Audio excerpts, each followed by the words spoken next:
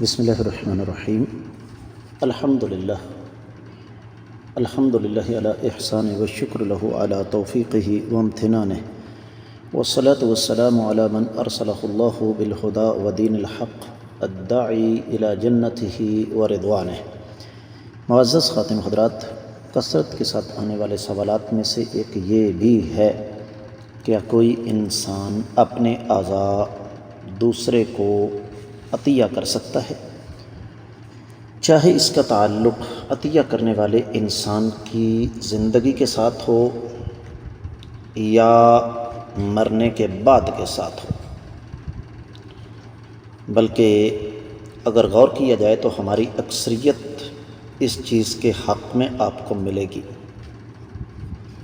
ذرائع ابلاغ پر تصاویر بلکہ انٹرویوز آتے ہیں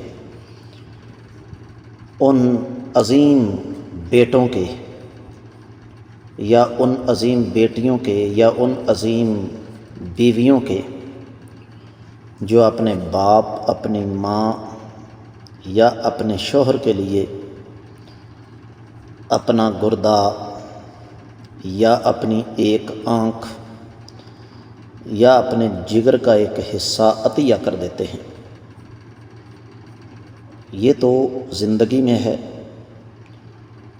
بہت سارے لوگ ایسے ہیں جنہوں نے یہ وصیت کر رکھی ہے کہ ہمارے مرنے کے بعد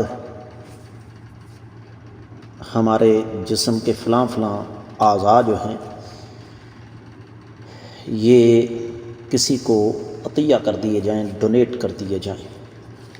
اگر یہ کہا جائے یہ جائز نہیں ہے تو یقیناً اس سے ایک طوفان کھڑا ہو جائے گا۔ ہم نے اسے شرعی نقطہ نظر سے دیکھنا ہے کہ شریعت اس بارے میں کیا کہتی ہے۔ سب سے پہلے تو یہ بات ذہن میں رکھیں کہ انسان اپنے جسم کا خود مالک نہیں ہے، یہ جسم اس کے پاس اللہ تعالیٰ کی امانت ہے، اور اگر یہ جسم اس کے پاس اللہ تعالیٰ کی امانت ہے تو پھر اس جسم کا استعمال اپنی مرضی سے نہیں کر سکتا۔ یہ بات طے شدہ ہے کہ میری آپ کی ایک ایک سانس یہ اللہ رب العزت کی امانت ہے۔ پہلے بات کر لیتے ہیں اپنی زندگی میں جسم کا کوئی حصہ کسی کو دینے کے حوالے سے۔ اگر کوئی انسان معمول کے مطابق اپنی زندگی ایک گردے پر گزار سکتا تو رب کائنات کبھی بھی دو گردے انسان کو عطا نہ فرماتے۔ اگر ایک آنکھ سے گزارا ہو جاتا تو اللہ تعالیٰ کبھی بھی دو آنکھیں عطا نہ فرماتے۔ اگر جگر کاٹ کر اس کا کچھ حصہ کسی کو دینے سے گزارا ہو جاتا تو اللہ تعالیٰ ہر انسان کو اتنا ہی جگر عطا فرماتے جتنا کاٹنے کے بعد باقی بچتا ہے۔ دو باتیں ہو گئیں۔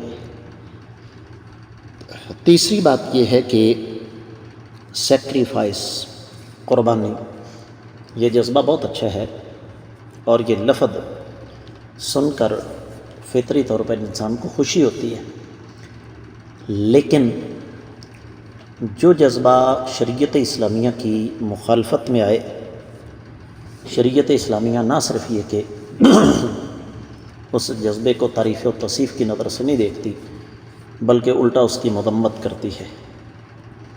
اور اس سلسلے میں چوتھی بات، اس کے دو پہلو ہیں۔